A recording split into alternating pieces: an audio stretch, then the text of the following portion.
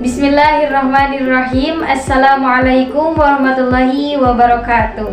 Sebelumnya izinkan dulu saya untuk berpantun. Bermain kuda sambil memanah, tidak lupa bermain para layang. Ingatlah kata pepatah, tak kenal maka tak sayang. Kenalkan, nama saya Siti Nurlela Matlaul Hasanah dengan NIM P120230222 dari Program Studi Pendidikan Bahasa dan Sastra Indonesia, Fakultas Keguruan dan Ilmu Pendidikan Universitas Sindangkasih Majalengka. Di sini saya akan menyampaikan materi tentang debat untuk memenuhi tugas mata kuliah Profesi Kependidikan dengan dosen pengampu Bapak Karim Pamela MM. Baik teman-teman, untuk kesempatan kali ini kita akan membahas tentang debat. Nah, pasti debat ini sudah tak asing lagi terdengar di telinga kalian. Oleh karena itu, marilah kita bahas tentang debat secara lebih lanjut, mulai dari pengertian debat, manfaat debat, tujuan debat, bahkan struktur dalam debat. Yang pertama, kita akan membahas pengertian tentang debat. Di sini, saya mengambil dua pengertian debat. Yang pertama menurut Kamus Besar Bahasa Indonesia, kemudian yang kedua menurut para ahli. Nah, pengertian debat menurut Kamus Besar Bahasa Indonesia yaitu pertukaran dan pembahasan pendapat terkait suatu hal dengan saling menyampaikan argumentasi ataupun menyampaikan alasan dengan tujuan untuk mempertahankan pendapat tersebut, bahkan untuk memenangkan pendapat tersebut. Sedangkan menurut para ahli, di sini saya mengambil menurut Wusu Hendrikus.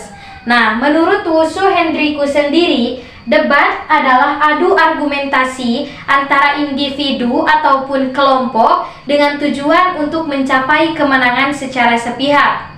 Nah, jadi dapat kita simpulkan dari dua pengertian debat tersebut bahwa debat itu adalah suatu kegiatan di mana di dalamnya terjadi adu argumentasi antara satu individu dengan individu yang lain ataupun satu kelompok dengan kelompok yang lain dengan tujuan untuk mempertahankan pendapat, bahkan untuk memenangkan pendapat tersebut, serta dapat meyakinkan kepada lawan debat kita bahwa pendapat yang kita sampaikan adalah pendapat yang patut untuk disepakati. Untuk yang kedua, di sini kita akan membahas tentang fungsi debat. Yang pertama, yaitu dapat menumbuhkan keterampilan berbicara dalam menyampaikan argumentasi terhadap konflik yang pro ataupun kontra. Nah, jadi dari fungsi debat yang pertama, yaitu mampu menumbuhkan keterampilan berbicara kita sehingga kita dapat menyampaikan suatu argumentasi ataupun menyampaikan suatu pendapat dengan sangat baik dan lugas terhadap suatu isu yang sedang dibahas, yang nantinya lawan bicara kita akan dengan mudah memahami apa yang telah kita sampaikan. Kemudian yang kedua, dapat merangsang penelitian terhadap isu-isu. Nah, yang pastinya di dalam sebuah debat akan mengambil suatu isu ataupun suatu mosi untuk diperdebatkan. Nah, maka kita sebagai debater harus mampu meresearch ataupun melakukan penelitian tentang isu yang nantinya akan diperdebatkan. Kemudian, yang ketiga, dapat merangsang keterampilan berpikir kritis. Nah, maka selain debater tersebut harus mampu meneliti tentang isu-isu yang akan diperdebatkan, seorang debater juga harus mampu berpikir kritis, di mana mereka harus mampu memahami, harus mampu mengevaluasi, serta harus mampu merumuskan segala argumentasi yang mereka terima dari penyampaian argumen tersebut. Untuk pembahasan yang selanjutnya, di sini akan membahas tentang tujuan debat. Yang pertama, yaitu membangun kasus yang disertai dengan argumentasi sebagai pendukung. Nah, jadi dalam kegiatan debat, kita akan membangun sebuah kasus di mana kita membangun sebuah kasus tersebut dengan adanya sebuah argumentasi atau mengemukakan sebuah pendapat yang nantinya akan mendukung terhadap isu-isu yang akan dibicarakan di dalam debat. Yang kedua, melatih menemukan argumentasi berdasarkan data yang kuat dan akurat. Nah, bisa kita ingat kembali di dalam fungsi debat bahwa seorang debater itu harus mampu melakukan penelitian terkait isu-isu yang akan diperdebatkan Nah, supaya nanti ketika debat berlangsung, kita dapat mengemukakan pendapat atau mengemukakan argumentasi tersebut berdasarkan data yang kuat dan berdasarkan data yang akurat. Kemudian, yang ketiga, berusaha meyakinkan orang lain bahwa argumen yang kita sampaikan merupakan argumen yang paling baik untuk disepakati. Jadi, ketika kita mengemukakan sebuah argumentasi kepada lawan debat kita, maka kita harus mampu mempertahankan pendapat tersebut, bahkan harus mampu meyakinkan kepada lawan debat bahwa argumen yang kita sampaikan merupakan argumen yang patut untuk disepakati. Pembahasan yang selanjutnya di sini kita akan membahas tentang unsur-unsur debat. Yang pertama yaitu adanya topik. Nah, topik ini merupakan unsur yang penting yang harus ada di dalam debat. Karena kegiatan debat akan terselenggara jika ada topik yang akan diperdebatkan. Kemudian, yang kedua adanya tim afirmatif. Nah, tugas dari tim afirmatif ini yaitu menyampaikan argumen yang menyatakan persetujuan mereka terhadap mosi yang akan diperdebatkan. Bahkan, mereka dapat menyampaikan pendapat yang akan mendukung terhadap mosi tersebut. Misalnya, kita akan mengangkat mosi tentang larangan membawa handphone ke sekolah. Nah, maka sebagai tim afirmatif harus menyampaikan argumen-argumen yang dapat mendukung bahwa sebagai siswa, sebagai pelajar dilarang untuk membawa handphone ke sekolah. Selanjutnya yaitu ada tim kontra atau tim oposisi. Nah, sebagai tim oposisi yaitu tim yang menyatakan ketidaksetujuannya terhadap mosi yang diangkat dalam debat. Misalnya, tadi mosi yang diangkat adalah larangan membawa handphone ke sekolah. Nah, maka sebagai tim oposisi harus menyampaikan argumen-argumen yang menyatakan mereka tidak setuju dengan adanya larangan membawa handphone ke sekolah, ataupun menyampaikan argumen ataupun usulan yang dapat menolak terhadap argumentasi yang disampaikan oleh tim afirmatif. Bahkan mereka juga dapat menyatakan argumen yang dapat mematahkan pendapat dari tim afirmatif. Kemudian yang keempat adanya pihak netral. Nah, pihak netral ini juga tidak kalah penting harus ada dalam proses debat. Nah, tugas dari pihak netral ini yaitu untuk memberikan dukungan, untuk memberikan semangat kepada kedua tim, baik itu tim afirmatif ataupun tim oposisi.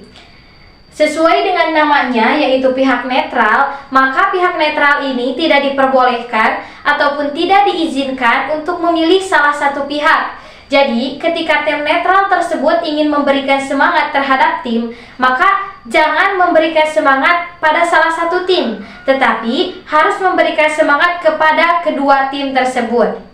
Kemudian, yang kelima, moderator. Nah, moderator ini sangat penting harus ada di dalam debat, karena sang moderatorlah yang akan memimpin bagaimana berjalannya debat dari awal sampai akhir. Serta tugas dari moderator ini yaitu untuk memandu perbincangan ataupun perdebatan dalam memperdebatkan mosi tersebut supaya tidak keluar dari mosi yang kita angkat. Yang terakhir di sini ada penulis ataupun notulen.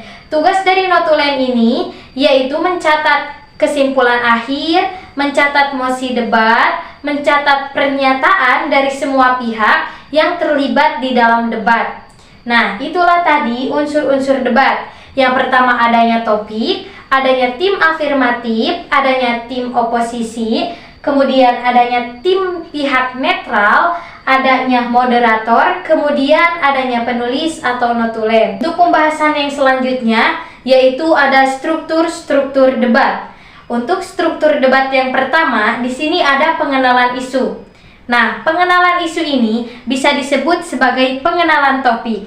Pengenalan topik di dalam debat akan dilakukan oleh seorang moderator, di mana moderator debat akan mengulas sedikit tentang isu yang akan disampaikan.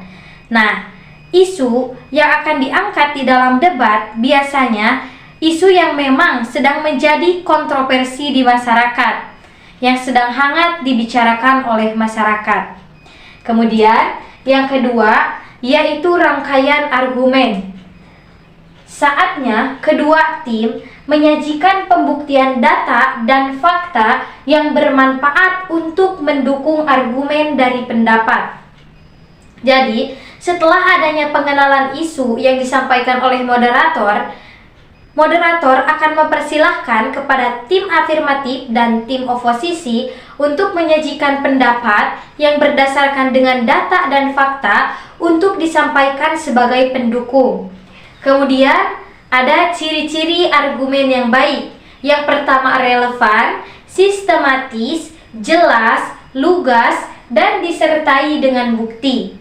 Jadi, ketika kita mengemukakan pendapat ketika debat, maka disyaratkan pendapat yang kita ungkapkan itu ada datanya, ada buktinya. Jadi jangan sampai kita mengungkapkan argumentasi yang kita pikir secara mengada-ngada, tanpa ada bukti dan tanpa ada data. Untuk struktur debat yang ketiga, di sini ada penegasan ulang atau bisa kita sebut sebagai kesimpulan. Di kesimpulan ini bertujuan untuk menyatakan pernyataan akhir dari sebuah kegiatan debat. Baik, untuk yang selanjutnya yaitu ada etika debat. Yang pertama, berbicara secara serius. Ketika debat berlangsung, maka ketika kita akan mengajukan sebuah pertanyaan kepada lawan, maka kita harus bertanya secara serius. Karena situasi ketika debat dikenal dengan situasi yang panas, sehingga ketika debat kemudian kita melakukan hal-hal yang tidak serius, maka secara tidak langsung itu akan menghilangkan situasi debat yang dikenal panas. Kemudian yang kedua, tidak menyinggung kekurangan fisik. Mengingat bahwa debat itu adalah pertarungan komunikasi verbal, maka ketika kita mengutarakan sebuah argumentasi, mengutarakan sebuah pendapat, jangan sampai kita menyinggung kepada lawan kita tentang fisik ataupun tentang masalah pribadinya. Kemudian yang ketiga, bicara berdasarkan data dan fakta. Nah, ketika kita mengemukakan argumentasi di dalam kegiatan debat, maka argumentasi yang kita utarakan harus ada datanya, harus ada faktanya. Karena apa yang telah kita keluarkan dari mulut kita pasti akan dimintai pertanggungjawaban. Nah, seperti halnya jika kita bertanya ataupun mengungkapkan argumen terhadap lawan debat, kemudian argumen yang kita sampaikan berdasarkan data dan fakta, maka ketika lawan kita meminta contoh atau meminta bukti dari argumen yang kita sampaikan, maka kita dapat menyampaikan dari hasil penelitian kita, dari hasil research kita tentang data yang kita miliki tentang argumen yang kita sampaikan kepada pihak lawan. Beda halnya ketika kita menyampaikan sebuah argumen tapi tidak disertai dengan data dan fakta, maka ketika kita diminta pertanggungjawaban atau dimintai contoh, dimintai bukti oleh lawan kita, maka kita akan bingung dari mana data yang kita ambil, mana faktanya, mana buktinya. Kemudian yang keempat, patuhi aturan main. Nah, selain kita harus bertanya secara serius, tidak menyinggung, kemudian berdasarkan fakta dan data, jangan lupa ikuti aturan yang ada di dalam debat tersebut. Selanjutnya, ada langkah-langkah pelaksanaan debat. Yang pertama, mengembangkan topik yang diangkat. Yang kedua, membentuk 3 kelompok, yaitu tim afirmatif, tim oposisi, dan tim netral. Yang ketiga, setiap kelompok terdiri dari ketua dan wakil sebagai juru bicara ketika debat berlangsung. Kemudian duduk saling berhadapan. Antara tim afirmatif dan tim oposisi harus duduk saling berhadapan. Kemudian yang keempat, satu kelompok bisa terdiri dari 2 orang ataupun lebih. Kemudian yang terakhir, setiap kelompok dipersilahkan untuk mengungkapkan argumen masing-masing sebelum perdebatan dimulai.